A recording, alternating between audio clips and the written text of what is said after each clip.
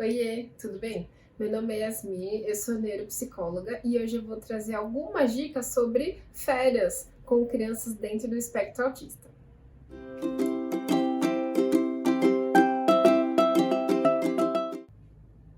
Então, o primeiro passo é a antecipação, ou seja, uma ou 2 semanas antes, o papai e a mamãe vão começar falando sobre as férias, tá? Para aqueles autistas que são verbais, vocês podem usar a comunicação oral e verbalizar que vocês vão viajar, qual o local, como vai ser a viagem e principalmente quem vai estar junto de vocês. Para aqueles autistas não verbais, tudo bem, não tem problema nenhum. O papai e a mamãe podem usar um sistema de comunicação através de imagens. Então, vocês podem entrar na internet, buscar fotos do lugar onde vocês estarão. Por exemplo, se for numa praia, vocês podem imprimir a foto e mostrar para a criança que vocês vão estar nesse lugar. Outra coisa que é interessante também é fazer com que a criança assista vídeos contendo imagens, fotos, pessoas que já foram nesse ambiente, contando e mostrando o lugar, aonde comer, o que brincar. Isso ajuda muito a criança visualizar aonde ela vai estar. A segunda dica é treinar com a criança sobre atividades ou coisas que ela vai fazer quando ela for viajar, mas que vocês podem treinar nesse momento. Então, uma dica preciosa é escolher um sapato que a criança vai usar bastante na viagem. Vestir na criança e fazer com que ela caminhe na rua com outras pessoas, com barulhos e movimentos que seja comum do dia a dia. O sapato, andar com os sapatos que ela vai usar na viagem, vai acostumar a criança com a sensação de estar andando com um sapato novo ou com um sapato antigo, seja o que for, mas vai criar a sensação da criança saber que toda vez que ela colocar esse sapato na viagem, ela vai sair do ambiente que é um pouco mais familiar. Outra coisa que vocês também podem fazer é acostumar a criança com sabores diferentes. Então, se vocês vão para um lugar que tem uma comida específica, 1 ou 2 semanas antes, você também pode ir introduzindo essa comida no cardápio da criança durante o dia. Isso vai fazer com que a criança se acostume ao que está acontecendo.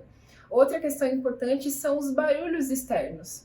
Quando que viajamos, a maior parte do tempo existe uma grande probabilidade de estarmos em público. E em público pode sempre ocorrer um barulho ou outro que seja muito evidente para a criança. Então, quem sabe você não pega o seu filho ou sua filha e dá uma volta no shopping.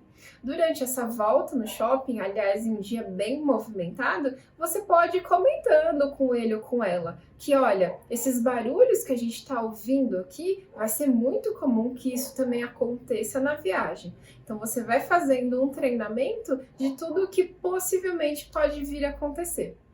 A terceira dica de ouro que eu gostaria de trazer para vocês hoje é sobre o translado, ou seja, o período que a criança vai ficar ou no ônibus, ou no carro, ou até no avião para chegar no destino de vocês. Durante esse período, a palavra-chave é planejamento. O que seria legal o papai e a mamãe fazer é preparar os recursos tecnológicos. Então, primeiro se certificar que o tablet ou o celular ou o iPad, qualquer recurso que a criança seja mais próxima, esteja 100% carregada.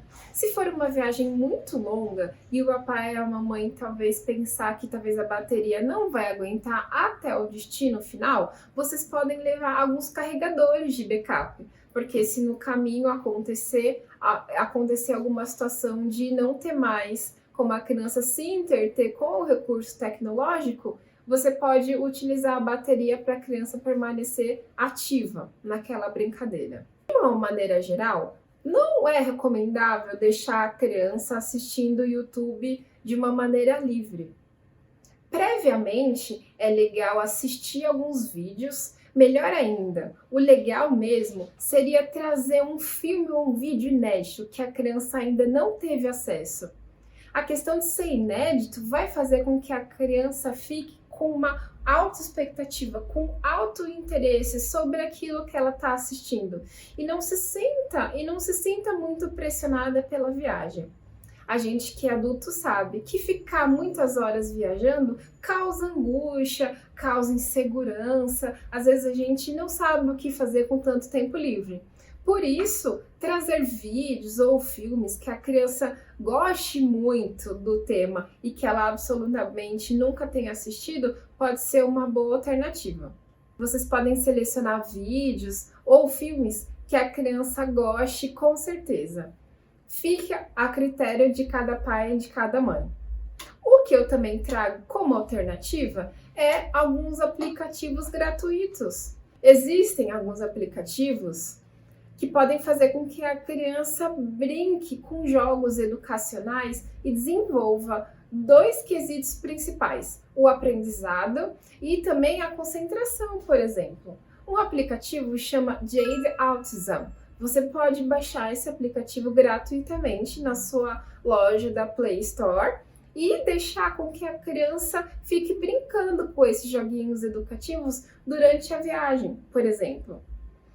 Vocês podem aproveitar o tempo da viagem para fazer com que a criança também se desenvolva cognitivamente e ainda focar todos os sentimentos e a parte sensorial dela no jogo. Assim, a probabilidade dela ter alguma angústia vai diminuir bastante.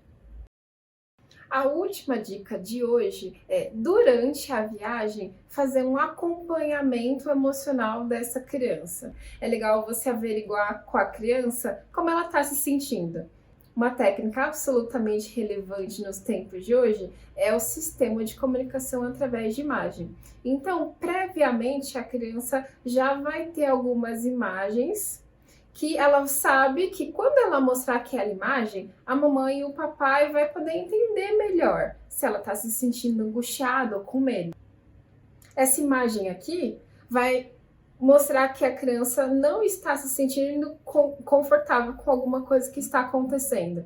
Então, se ela está brincando no parque e ela mostra essa imagem para a mamãe ou o papai já vai saber que é legal fazer o que a gente chama de parada sensorial. É legal tirar a criança do ambiente, colocar um abafador de ruído nos ouvidos, se acalmar e entender o que está acontecendo.